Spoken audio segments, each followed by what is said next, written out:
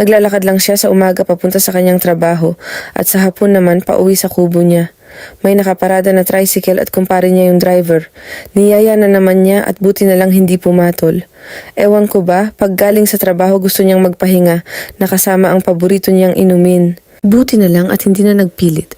Sakto lang daw at maaga pa at makakakarami pa daw sila. Mabuti na lang at hindi natuloy. Dumiretso na.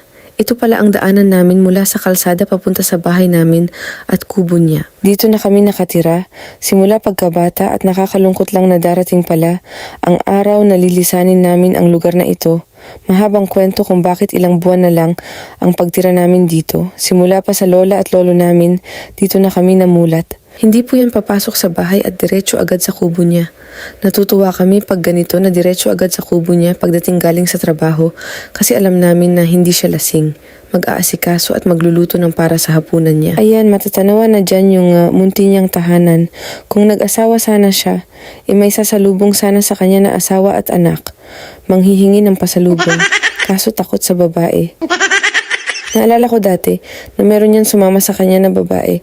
Before Yolanda pa yun, ewan ko ba at hindi niya inasawa. Kwento nila tatay, pinauwi niya daw.